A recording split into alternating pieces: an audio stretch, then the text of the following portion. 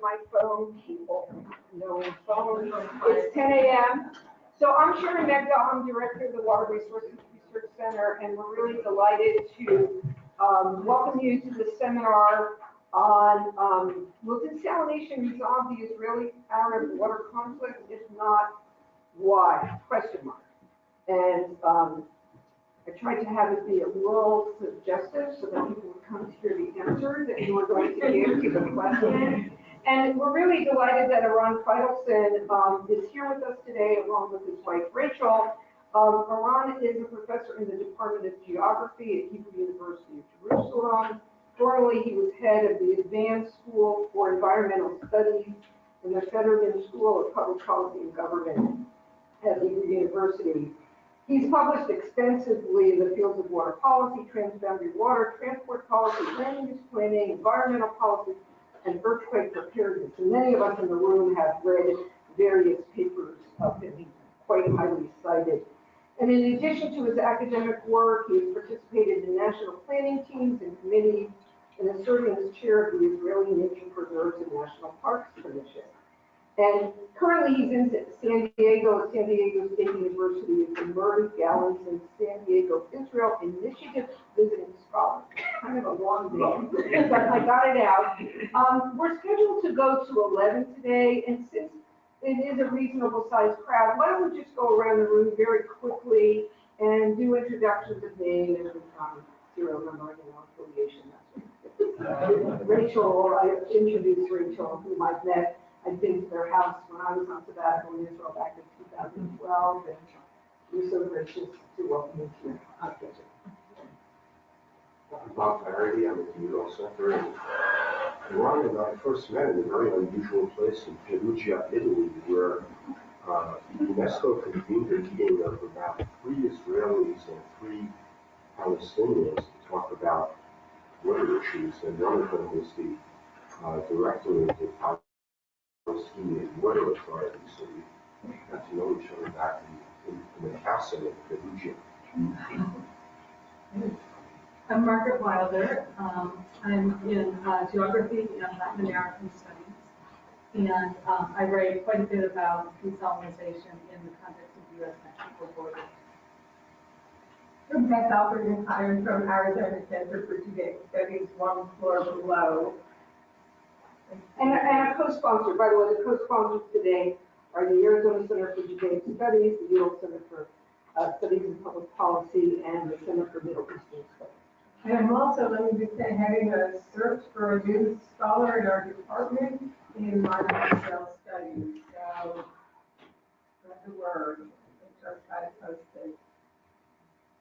Bruce Billings, professor emeritus of economics. Bill Benson, I'm interested citizen. Colin Rosenfeld, from graduate student in water supply and policy. Jonathan, I'll go back to you. Jonathan Goldman, I'm a hydrologist and civil engineer. I've been away from Tucson for 35 years. Mike Eran, as of, I guess 2 hours ago, I'm a program coordinator at the Water Center. Congratulations. I'm Mariana Rivera Torres, and I'm a graduate student here in the water supply and policy. I'm Tammy Albright, and I'm a PhD student in geography. I'm Margaret Saad. I work for Conserve Technology, the water desalination consulting company here in Tucson. I'm Mohammed Ali Saad. I am a water technology. Private consulting in limited desalination technology and practice, and training and software innovation in Tucson. Good morning, everybody. Chris Scott, I'm the director of the UL Center. It's a pleasure to co-sponsor your talk with the Water Resources Research Center and Center. Yeah, I'd like to just shout out to Tammy Albrecht, a student working with us at the UL Center in geography on binational desalination or salinity questions. Sorry, that is expressed at the U.S. Hi, good morning. I'm Claire Zucker. I'm the associate director of the Water Resources Research Center. Hi, I'm Marty Johnston. I do some work with Judaic Studies and social media. My hobby is rainwater harvesting, and I do a little bit of peace building between Muslim and Jewish populations. Yeah, and Marty's going to take some photos, which we'd probably like you to share with us, because we always post the story after our seminars as well. Hi, I'm Adriana Zuniga. I have a joint appointment at the Udall Center for Space and Public Policy and the School of Landscape Architecture and Planning. Oh, and Ed, you were just finishing an introduction, so please introduce yourself. I'm Ed. Ed, come on, I'm last name. Director for the Center for the Extension. And right. And I'm John Paul, and I work for the Water Resources Research Center as a web manager, among other things. So without taking too much time from your time, you can see there are a number of people here who are working on these cross-border desalination efforts, particularly U.S.-Mexico. And as a little shout out to myself, in 3 weeks from tomorrow, I'm presiding over a panel at the International WATEC Conference in Tel Aviv on desalination or technology, implementing technology in trans-border settings.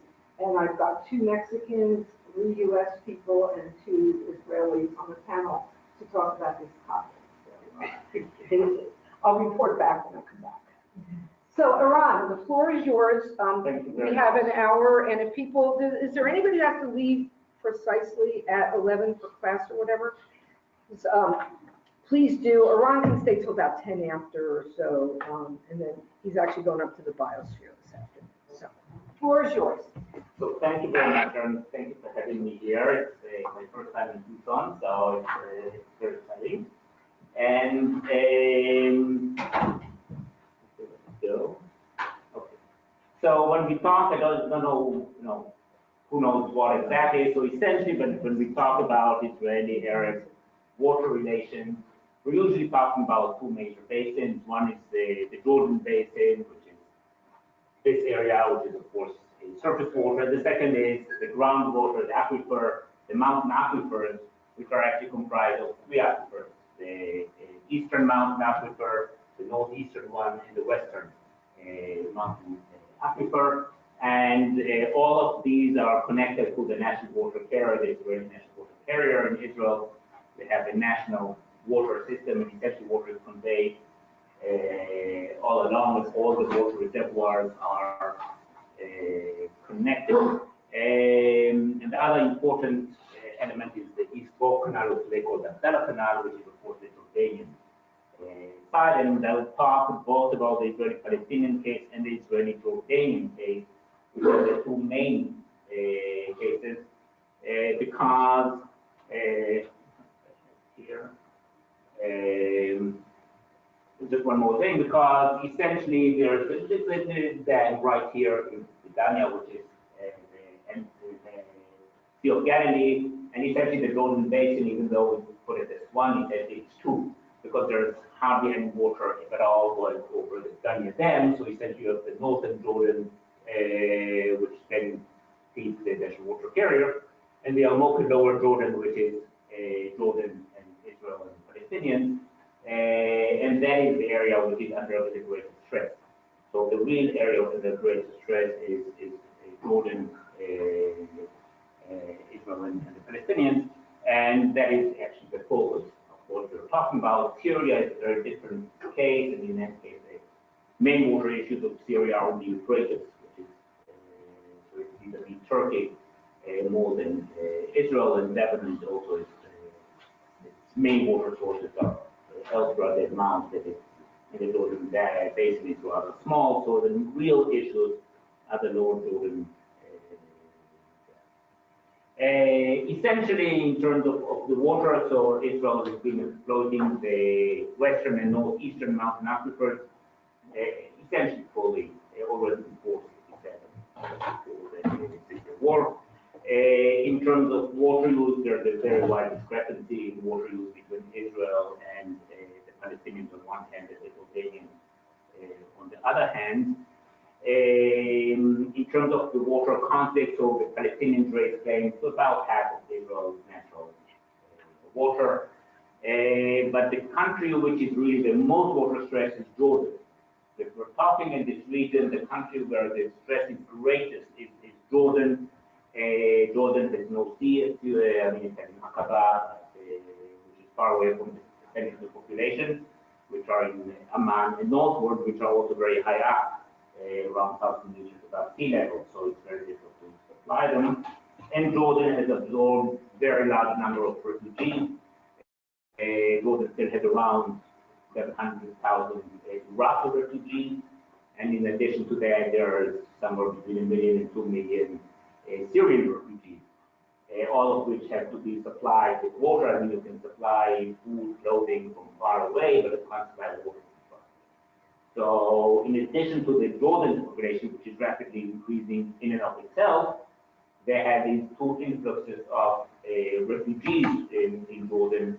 And so Jordan is really the most water-stressed country in this region. And so towards the end, I will be talking about Jordan. I will, usually they talk in some people focus about the Israeli-Palestinian case, but the real story, or the most difficult story, is the Jordanian case. And I will be talking about that at the end. Now, essentially, the way when people talk about water in the Middle East, usually it's the zero-sum game story, which I guess you've all heard at some point. I mean, this area, you take the Feitelson index in terms of water per capita. So, of course, this is the most extreme water scarcity. It is below 500 cubic meters per person per year, and we're much below that. And of course, it's going down all the time as the population goes up. So we're talking about extreme water scarcity according to the Feitelson index and so on. And demand is increasing because of population growth, and we're talking about rapid population growth in the region, in all countries and entities. And in addition to the increasing demand per capita, not in Israel, but actually in the Palestinian and Jordan, with economic growth, they have increased demand per capita. The existing resources are not equitably divided, and there is a deterioration in the state of the resources in terms of quality, particularly in the lower Jordan River, which is in a dire state, and as water is being extracted from the Jordan River, of course, the Dead Sea is going down rapidly, and we have the Dead Sea is a story like the Aral Sea, the terminus, and it's going down rapidly with sinkholes along the shores. So the Dead Sea is a very difficult story.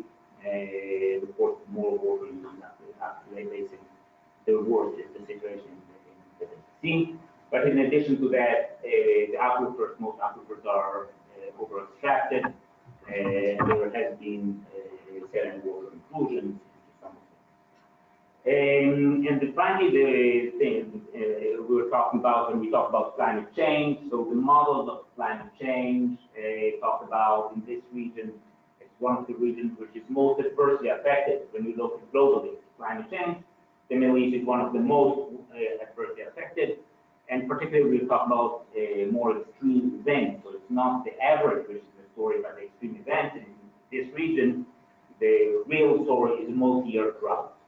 And we're talking about increasing frequency of multi-year drought, and of course, push comes to shove at the end of a multi-year drought. And because that is really the story, it's not usually the first year of the drought, but when you get to the second, third, fourth year of the drought, that's when things get dire, and we're going to have more of them. And we're already seeing more of them. I mean, 1970s were relatively good years, but since the late 1980s, we have already a series, several multi-year droughts. Actually, this year was the first year out of a 5-year drought that we had in northern Israel. And of course, there's also the cases in Syria and so on. So we're talking about increasing frequency of multi-year drought, which is the real story that is going on. However, when we look at it, the zero-sum game is really not the real story. Because on the other hand, we see much better utilization of existing water resources, particularly water conservation. Israel has done a lot on that.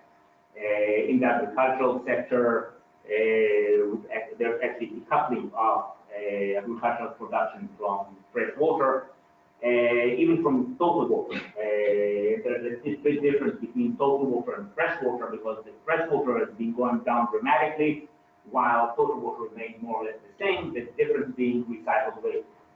It was today recycling around over 85% of its wastewater, and the world leader in that. next country is Spain, which is from 20 to 20%. So they're recycling about over 85% of the wastewater, and then goes to agriculture. So in agriculture, there was a shift from freshwater to recycled wastewater, where there's a benefit also because recycled wastewater comes with nutrients.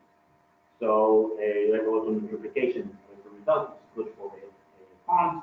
And so what we see is actually that the freshwater use in agriculture goes down, but agricultural products goes up dramatically. And if you would put value agricultural products, that is how many dollars or euros you get per cubic meter of water from agriculture, it's going up even more rapidly. So we've got this decoupling of water from agriculture. And the question of food, because one of the critiques of the Falkenmark index is that when she did determine, what is the water scarcity and it's below 1,000 cubic meters per person per year, it was with the idea of food supply. And she did it because she was looking at sub-Saharan Africa, and the assumption was that sub-Saharan Africa will not be financially capable of importing food. Of course, that's not the case in the Middle East. The Middle East, all the Middle East is based on virtual water. That is water that is in food. And when I ask the students, what are the main water sources of Israel once we include food in it? Well, the answer is the Galala aquifer, the Pampas, and the Ukraine, which is source of wheat and beef and so on. So essentially, the main water sources are not actually the water source. So the concept of the water per capita it doesn't really reflect reality once you talk about virtual water, and all the Middle East is importing virtual water. The Middle East cannot survive on its own water resources, and all the Middle East is importing virtual water. The one country which tried to self-sustain is Syria, and the results are known. I mean, we talk about just a paper which we looked at the Syrian cases, which in Syria there was a lot of talk that it was the water that caused the civil war. Well, if you look, you have to take a step backward and see that the Syrians depleted all the water sources before the drought because they were trying to self-supply themselves with food, particularly wheat. So the Middle East cannot supply them. And we're all based on virtual water. And finally, that's actually what brings us to the topic of this talk, is seawater desalination. So we can increase the quantities of water through seawater desalination, and Israel has been doing it in a big way. Israel today, you can see here the numbers of the current desalination plant. So we have Ashkelon, which began at 100 million cubic meters, today it's 120 million cubic meters. Palmachim, which is smaller, Hadera, 127, Sorek, which is, I believe, the largest reverse osmosis desal plant in the world, is 150, and Ashdod, which doesn't operate as well, but it is around, it will reach the 100 million cubic meters. So we're talking about today already almost 600 million cubic meters. And there's plans for further seawater desalination. Israel has kept land for a Palestinian site, which was not developed. We'll talk about it in a minute. There's a site planned in the Western Galilee. Just to get an order of magnitude, so in the U.S., when we talk about the big plant in Carlsbad, near San Diego, it's about half of Ashkelon. So it's the same company, ID, but it's about half the size of Ashkelon. So we're talking about massive desalination, and the long-term plan is to reach some order of magnitude of 750 million cubic meters in Israel. Now, when we're talking about the total replenished water west of the Jordan River, so we used to talk about 1,500, now with climate change we're talking about 1,200, so we're talking about very substantial additions of water in the region. And here you can see the various plants, Ashkelon, Palmachim, Sorek, Ashdod, Palmachim and Sorek are one beside the other, Hadera, and the planned one in the Western Galilee. And the other important thing is to see that they are along the national water carrier, so they connect to the national water carrier. And the national water carrier, which was built to take water from the Sea of Galilee down to the western Negev, from north to south. So the central part of it in the coastal plain, this part of it is conveyed bidirectional. You can convey water both north to south and south to north, because desal plants are concentrated towards the south, while much of the demand is of the urban demand is in this region, Tel Aviv and northward. So today you can convey water also south to north along the national water carrier. And as you see, this connects to all the other systems, it connects essentially to Israel and to the West Bank. You can, it all connects into one system, which means that the desal water can be also mixed with other sources of water, which is important that you can mix it up with other sources of water.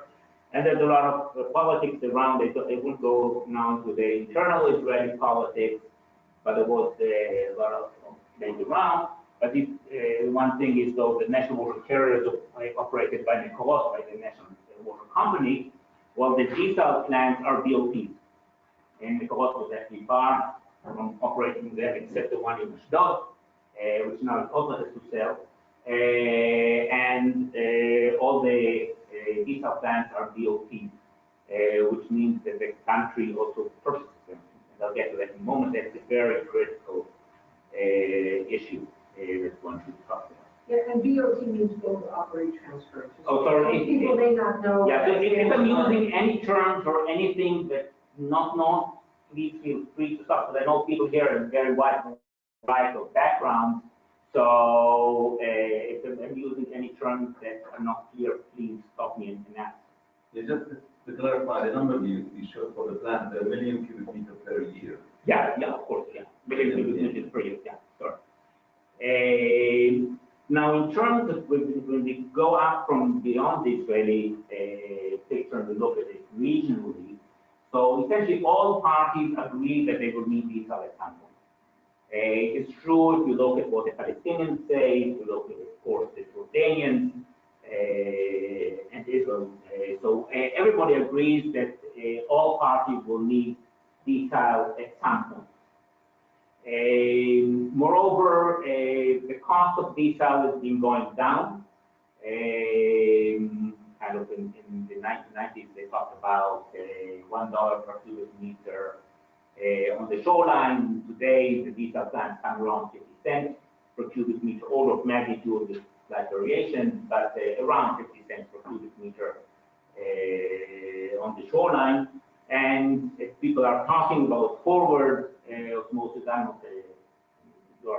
know the techniques of it, I'm not, but they're talking about it being possible that it will go down to around 30 cents,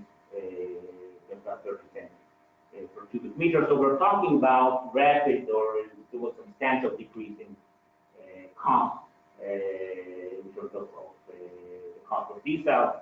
Now, I talked to the students, I have to know how much does a bottle of bottled water cost. It's around $2,000 per cubic meter. So that's meaning for what we talked about. So when we talk about 50 cents per cubic meter, it's really not much when we talk about basic needs. Now, the other important thing with desal is that it's insensitive to climate. So if we talk about climate change, desal is insensitive to climate, which means that even if there's more multi-year drought, once you're based on desal, you don't feel it. In Israel, this created actually a reverse of the situation because usually droughts were in the northern Negev, in the southern part of the country. That's the area which was the drought area, which is on the verge between the semi-arid area. That area now receives desal water. So in the recent drought, nothing happened in that region because in that region there was plenty of water. The only area which suffered from the 5-year drought is the upper Jordan Valley area because that's where desal water does not reach. So that's the area which usually we talk about as the water-rich part of the country from which the national water carrier originates to take water to the arid south. Today, only the northern part feels the drought because that's not connected to desal, so the drought was felt in the water-rich area and not in the areas which historically were the areas which drought was an important issue. So it really reversed kind of the geography. And the other important thing is that when you have a desal, you have more wastewater. Because the desal, the desalinated seawater goes to the urban. It does not go directly to agriculture, it goes to the urban. But as we have more water going to the urban, we have more water coming in as wastewater. Now, desalinated seawater has less salt than the natural water. So we have sweeter wastewater, which means you can utilize it better because the problem with utilizing wastewater is the impact on the soil because of the salinity. And, we add it to our detergents and so on, so we increase the salinity of the wastewater. The real problem with wastewater recycling is the impact on the soil. Now, once this wastewater originates in desalinated seawater, it is sweeter. There's less salt, so you can actually use it for a wider array of crops and so on. So we have increasing quantities of wastewater.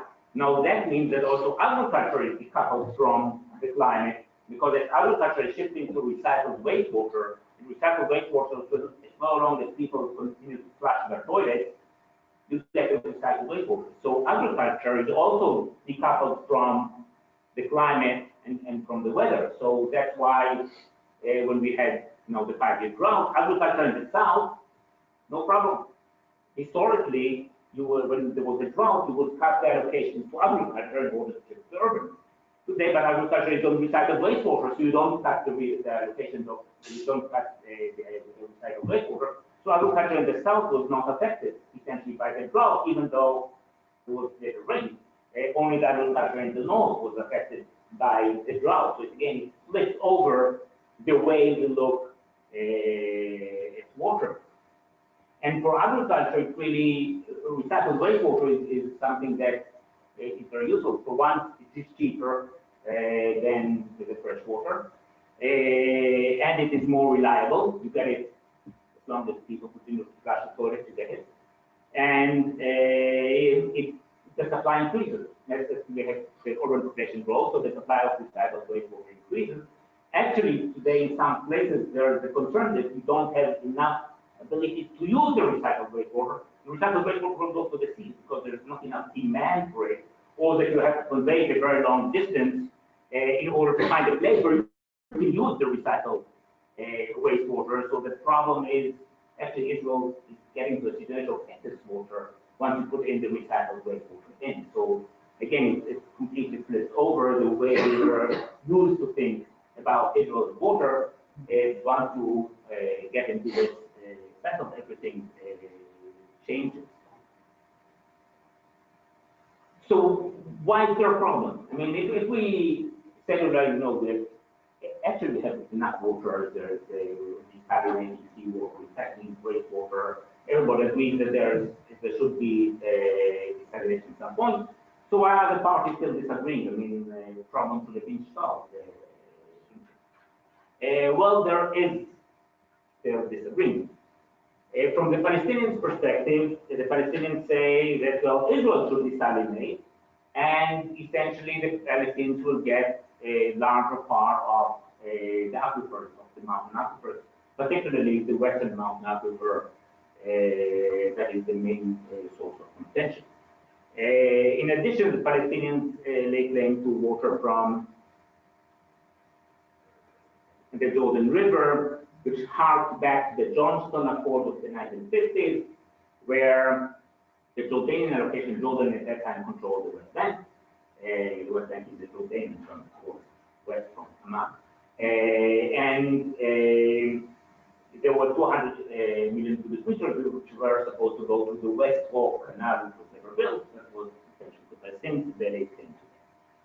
The Israeli position is that Israel will continue to use the western and northeastern aquifer, particularly the western aquifer, and that the desalination plant should be built for the Palestinians near Hadera with the pipe crossing Israel to the north and west bank, which is the main area, which is problematic.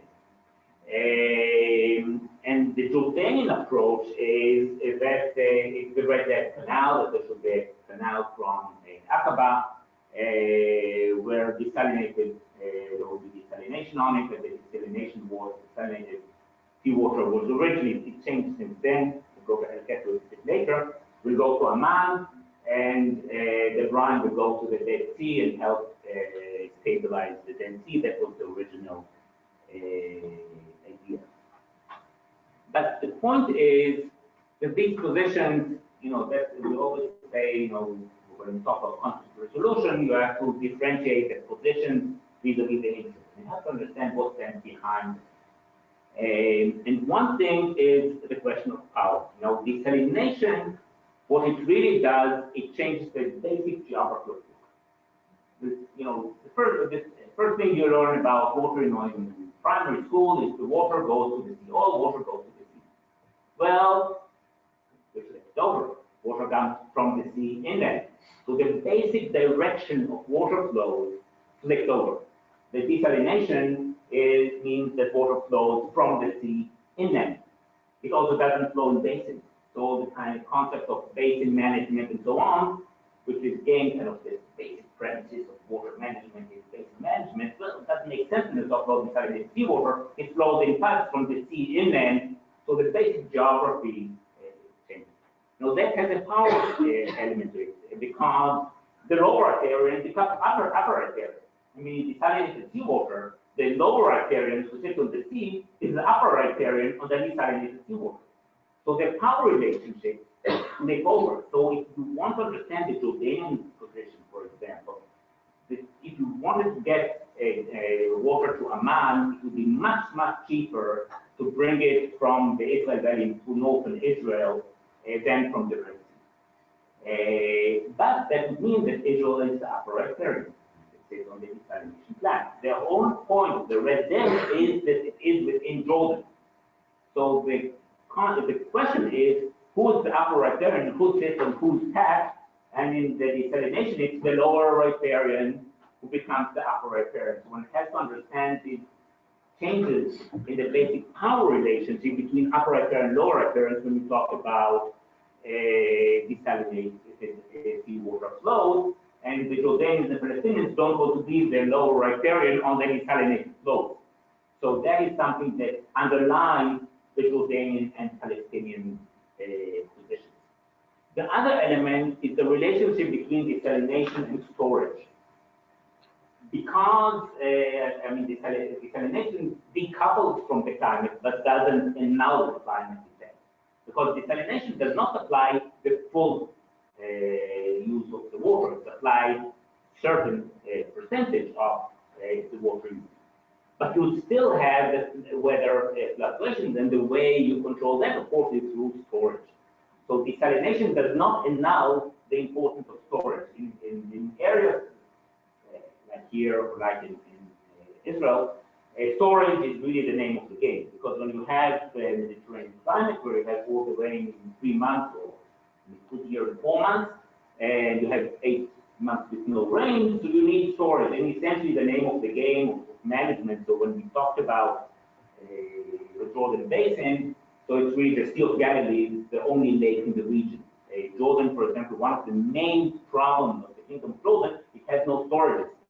No lakes in Jordan and limited aquifers. So the real problem in Jordan is the lack of storage. And storage is critical. And the criticality of storage does not disappear when we talk about desalination. And in Israel, when you ask why is Israel concerned about the Western Mountain Aquifer, because it is the best storage. And Israel does not want to forego the ability to store water. So even if desalination is a base flow, again, won't go into the economics of it, but because of the DOT agreement, desalination is a base flow, you still need to address the fluctuations. And to address the fluctuations, you need storage. And the Western Mountain Aquifer is storage, is a major storage. So that's what kind of stands behind Israel's concern and unreadiness to forego control over the Western Mountain Aquifer. And the other element is the cost. Having said everything, even when the cost of desalination declines, it's still more expensive than the fresh water.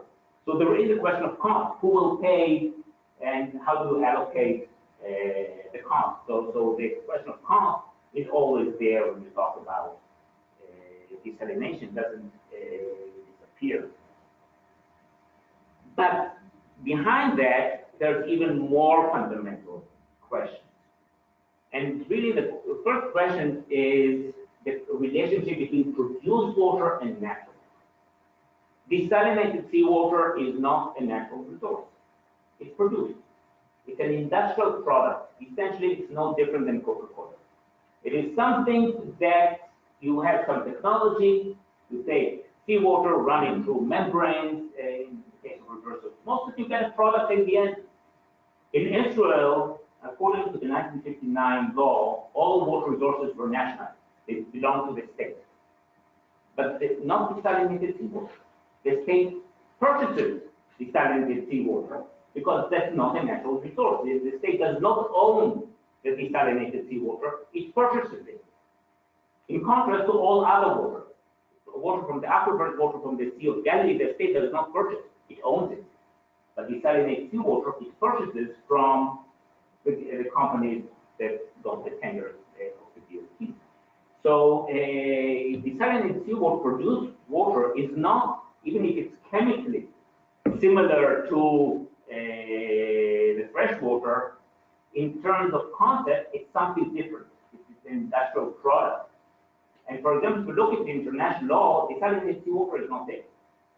Because international water law pertains to water resources. Desalinated seawater is not really a water resource.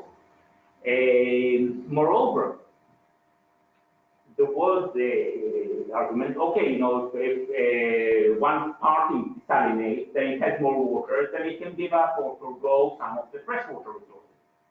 If that is the case, if that case was made, it's actually a disincentive to desalinate, because it means that if that I desalinate now, or one party desalinates, which is more expensive, it will have to forgo the inexpensive water. So it means it's really stupid to desalinate because it means you will lose on the other side. So you bring in expensive water and lose inexpensive water.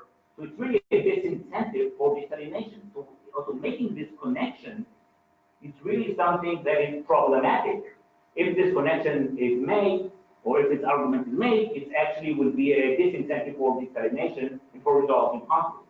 So one has to be careful about making this connection. The other fundamental issue is really the role of the storage capacity. And one needs to talk about storage capacity because that's critical for the flexibility of operation. One must remember that the demand fluctuates according to seasons, particularly, of course, agricultural demand. So it fluctuates according to the season. And the supply, of course, fluctuates because, again, depending on weather. So and what you need is always storage in order to balance the temporal variations between supply and demand. And the real question then becomes really, so storage is always critical. You can't do away with storage and say, okay, we have desalination, forget storage. You still need the storage. And then if the storages are aquifers or lakes, you need to protect them, because the question then is also the quality. You need to protect the aquifer storage in this case. And the last element that I'll mention is the question of rights and needs, which is kind of a detour, but I'll do it very fast.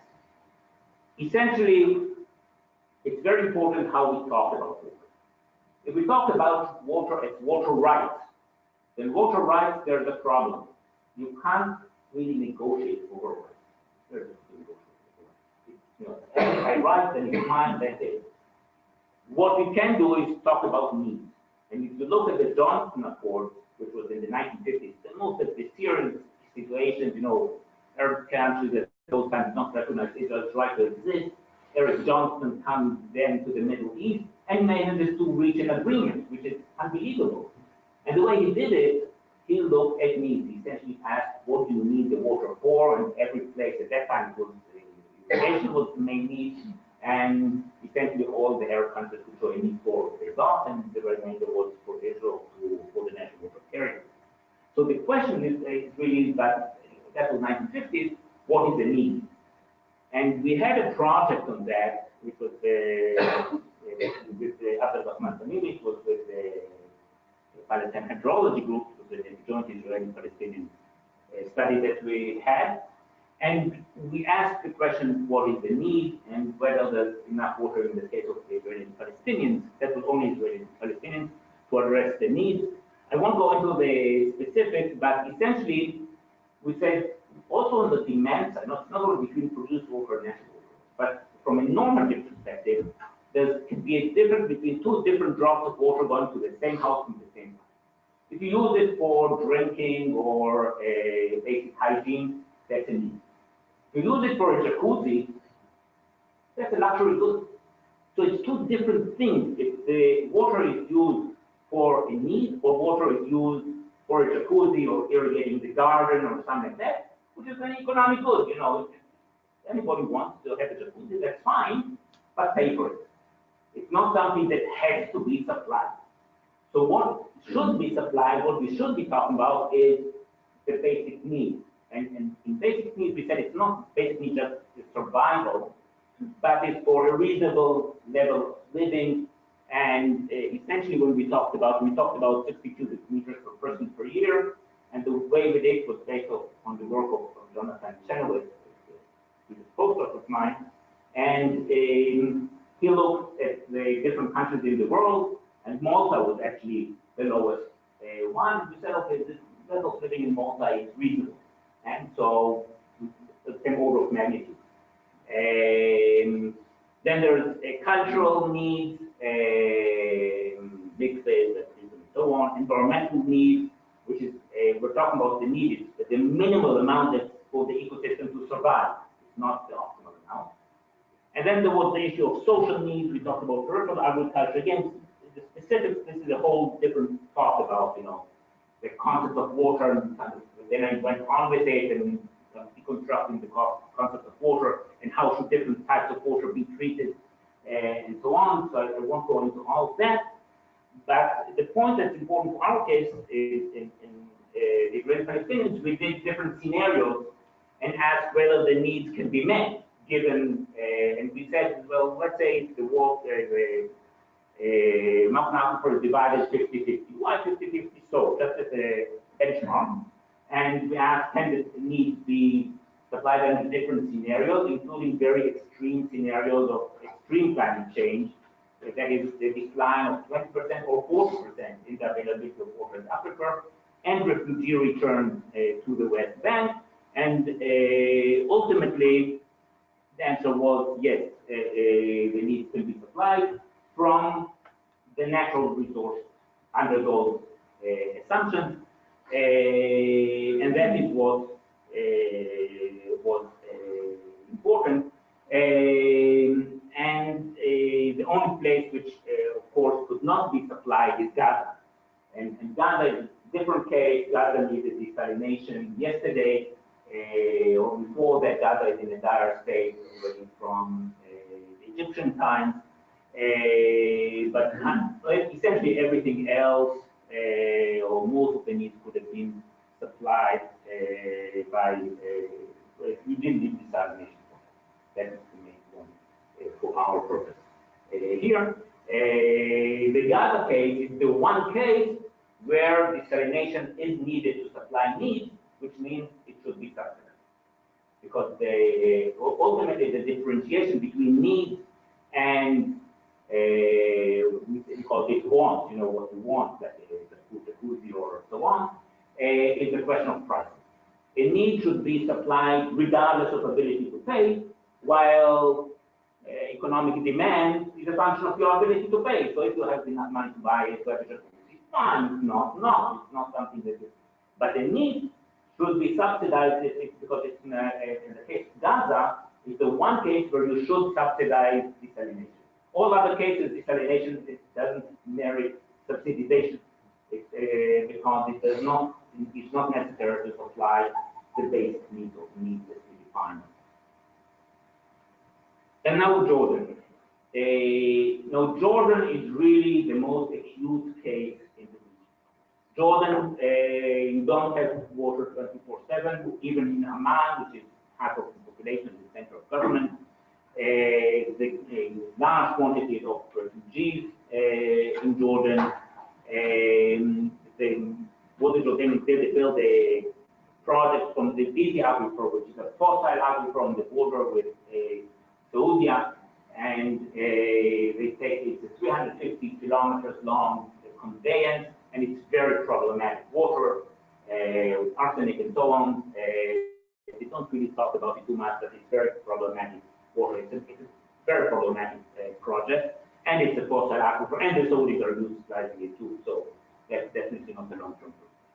The other solution, the other issue is the red debt, and that's also a problematic project. For one is the cost of it. The cost of it are phenomenal. I mean, it's the original idea was to bring water from the Red Sea, drop it near the Dead Sea, generate energy, and use that for desalination, then take the water from the area of the Dead Sea upwards to Amman, 1,000 meters upwards. It's extremely expensive water to bring up to Amman, and Jordan is not a wealthy country. And then there's the question of the implications for the Dead Sea. When you mix the brine of the desal with the Dead Sea, two completely different water bodies, there's a whole host of issues which arise in the Dead Sea, including gypsum formation, H2S, algae, a whole host of issues come up. There was the World Bank study on this, and the World Bank said that it may work, but limit the amount of water that will come in, and essentially said you can't have more than 200 MCM in this project, which of course is insufficient for Amman and Jordan. So the red debt, again, if you look a bit long term, so it's a very problematic project which will not really provide water with the long term.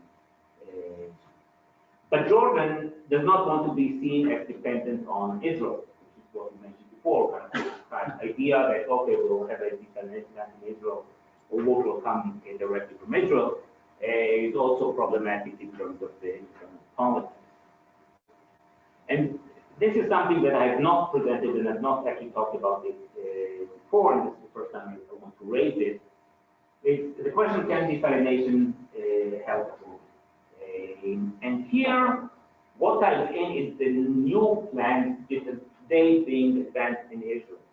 In Israel, because of this last drought and the problems in the north part of the country, because drought itself is the north part, today Israel is talking of connecting the next desal plant in the Western Galilee to the Jordan Basin. That is getting desal water all the way to the upper Jordan, essentially to the Sea of Galilee, to that region.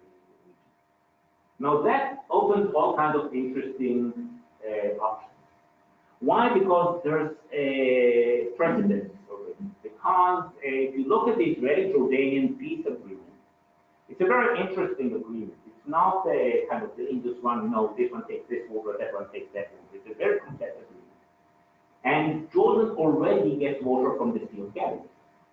Now, the way it works is in two ways, actually.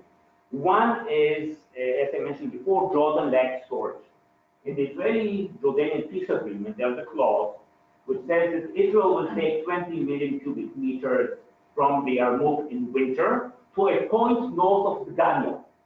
Dania is a kibbutz on the southern shore of the Sea of Galilee. So the Sea of Galilee is not mentioned by name because it is not a joint resource, but to a point north of Dania, which happens to be the Sea of Galilee. And Jordan will get water in summer, 20 million cubic meters in summer. Essentially, what it says is Israel is providing Jordan with storage services in the Sea of Galilee because that's what Jordan does. the Jordanians, it's just that they built the pipe. So they built the pipe from the Sea of Galilee to Jordan. This pipe already exists. The Jordanians have built it because that's the way they get the 20 million cubic meters back from the Sea of Galilee. So the precedent of Jordan getting water from the Sea of Galilee exists. It's already operating. It's been now 20 years or more that it's been operating. Moreover, in the agreements, there were two sets of agreements. In the original agreement already, there was additional water to Jordan from the Jordan River, order of magnitude 50 meters, because Jordan needs water in the north part of the country.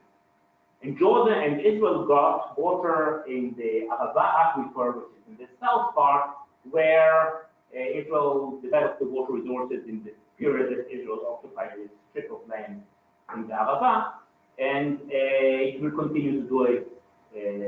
So was this kind of quid pro quo, but Jordan gets water again in the north from Israel. And then there was the agreement on the Red Dead, the 2013 agreement, because realizing that the water to Amman would be expensive, so the agreement was that Jordan will desalinate the seawater in Aqaba. Israel will get in the south, in Eilat, which is the basin of Aqaba, will get desalinated seawater. In return, Jordan will get water in the north, additional water in the north. So the idea of Jordan getting water from the Sea of Galilee and the Jordan basin is not new. It's only a question of how much. Now, once you have more water in the basin, you can increase the quantity.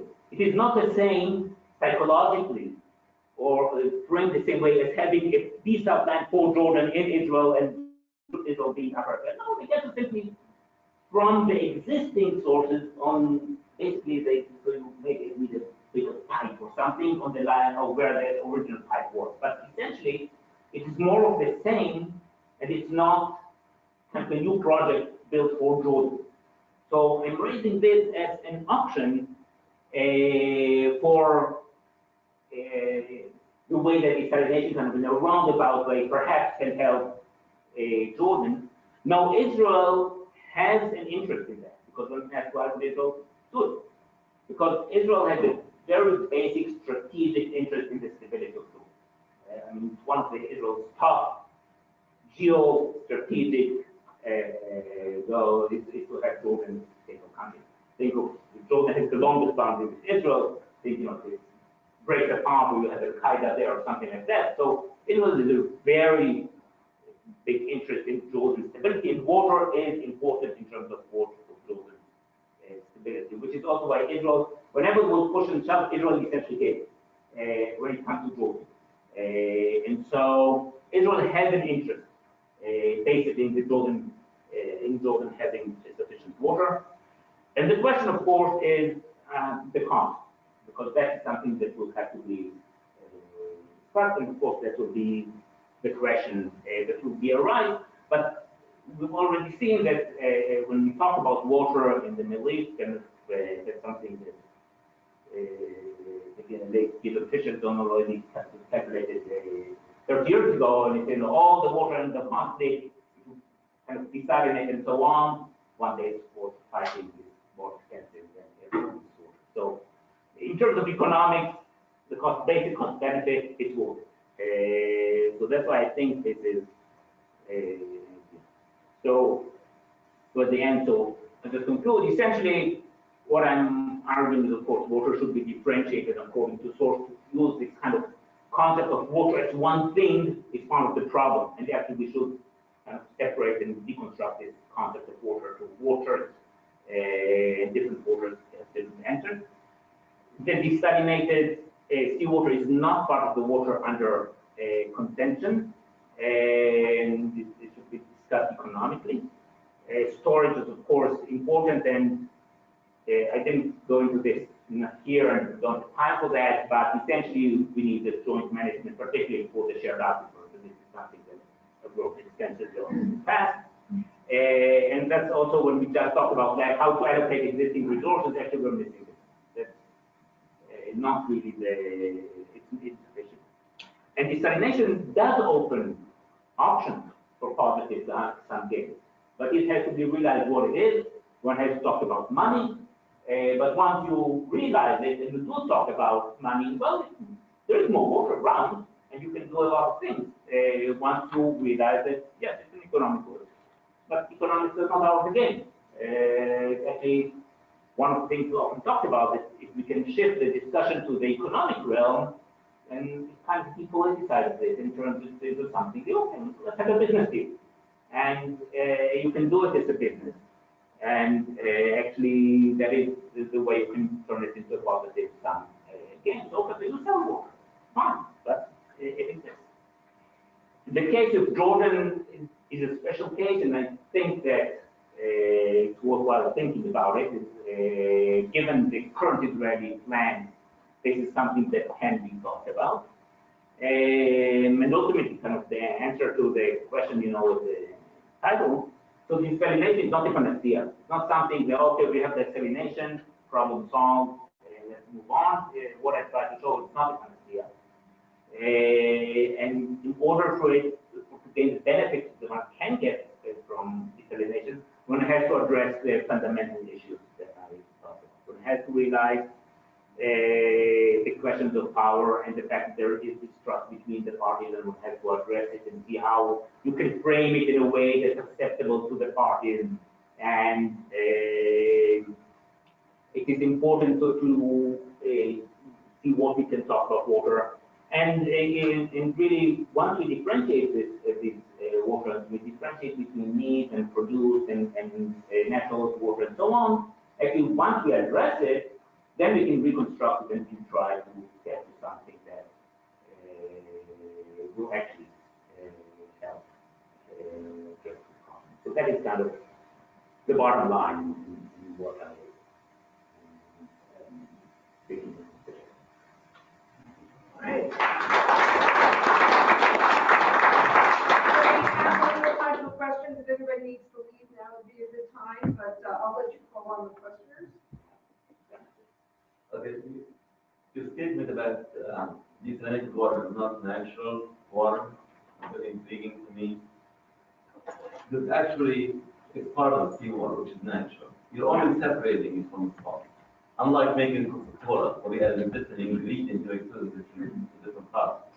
This is like if you peel an apple, instead of making it less natural, peel the apple than a non-peeled apple. So you're only separating the salt from the seawater. But most of the planet covers the sea. So when you talk about the sea, it's a global common. Right. And kind of turning the seawater into freshwater is really an industrial process. I think. Separation technology. Yeah, the membrane and so on, and you put energy membranes, and you get something else on the other side, which is freshwater. So, and that's why I said also that in Israel, when we talk about the country owning water, it does not own the desalinated seawater. That's the one thing the country does not own.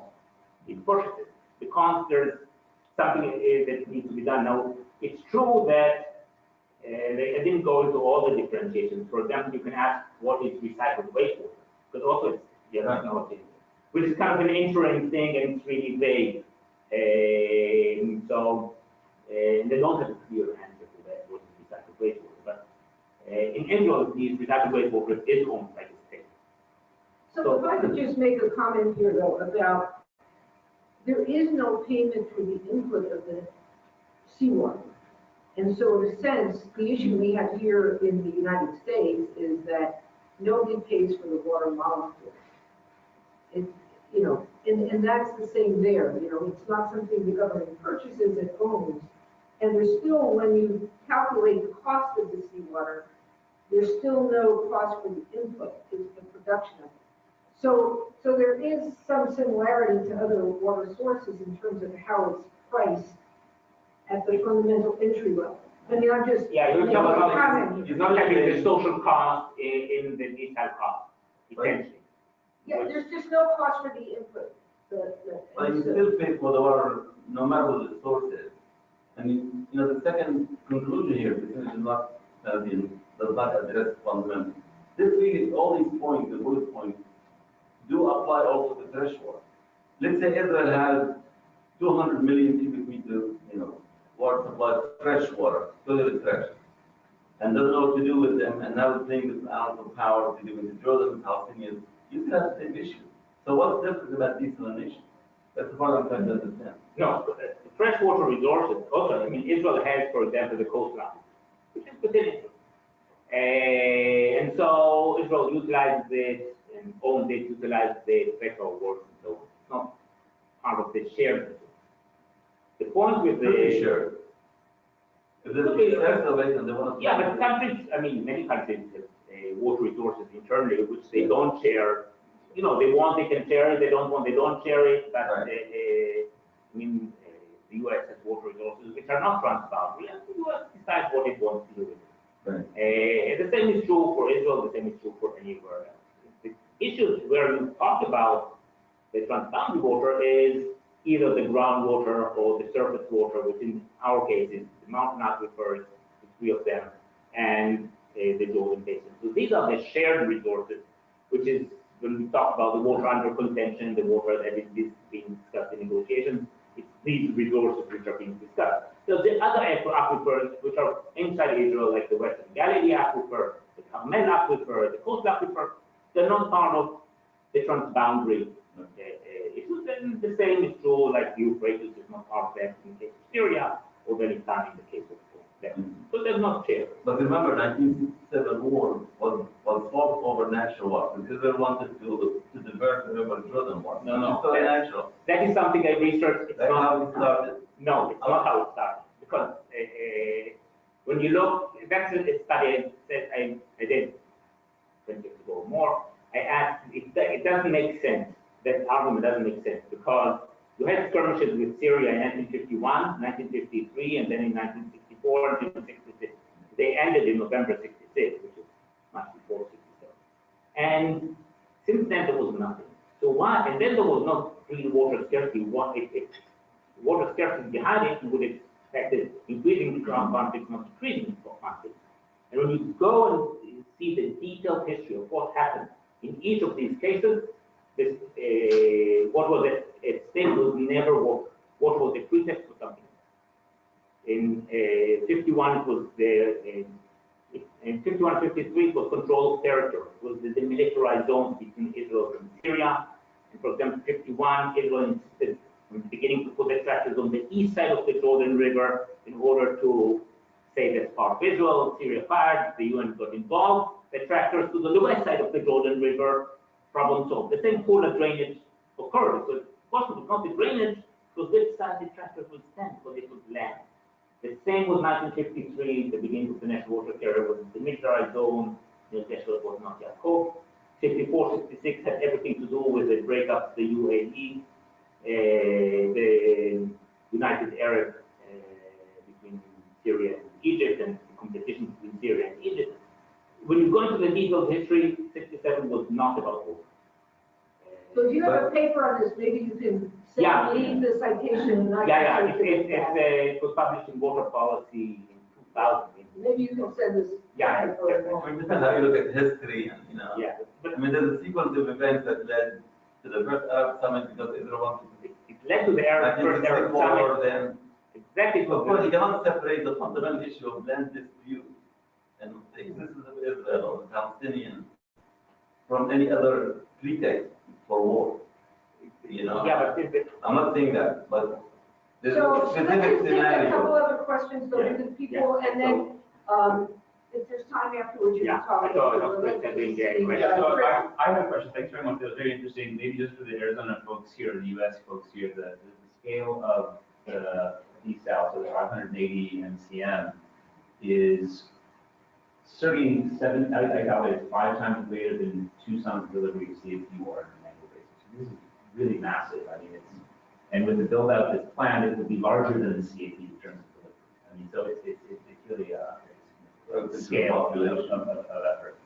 But the question I wanted to ask was, I didn't hear anywhere here what Israel's energy policy is more broadly to support the energy intensive nature of desal. There's a whole series of other things associated with the national water carrier, pumping, and I mean that sort of water energy nexus side of it. Has that been, sort of assessed or addressed? And also from a regional cooperation standpoint, future energy supplies, mostly so far they're conventional, right? It's not renewable source, although that technology exists, and the cost doesn't warrant that. So could you speak to us about what the energy dimension of regional cooperation is, but linked specifically to desal? Yeah, so in terms of energy, so there's been a lot of talk about transboundary networks and so on, but that, of course, that is not seen. The Palestinian, West Bank and Gaza are based on the Israeli energy system. Israel supplies essentially all the energy to the West Bank and much of the energy to Gaza. So the Palestinians are dependent on the Israeli network. Totally. Also, the West Bank and Gaza are supplied by the water system, so the networks that we've seen before. So these are integrated. Networks not 100%, but integrated. In terms of water and energy, all the water conveyance in Israel is in off-peak. We have a peak load pricing system of energy, and all the water conveyance and all the water pumping is in the off-peak energy. So when you have the Israeli system operates on a kind of type of but optimal management algorithms which are tied into the energy because of the peak load pricing system. So they're very closely intertwined. In terms of sources, the Israeli system today is largely unconventional. There are goals which are stipulated by the government for renewables. They're talking about 20%, there are from that. Mainly renewable, so for a reason that I cannot understand, we have also wind energy, which we don't have wind for that, so I think that's kind of stupid, but of course the main thing is solar energy. And there is a lot of work done on solar energy, and there's now the biggest solar panels that's come online just now, in the last month or something like that. So there is an increase in solar energy.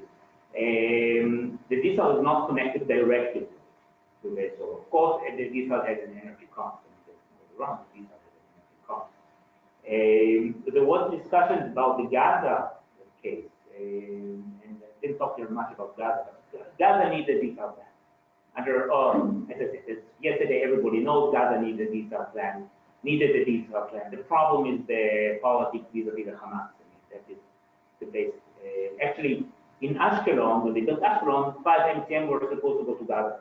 The problem is to run the pipe given what's going on between Israel and Hamas. And then the energy for Gaza, at least some of the thoughts were to be solar energy in the Egyptian territory. Because in Egypt, the problem of solar is land. You need the size of land.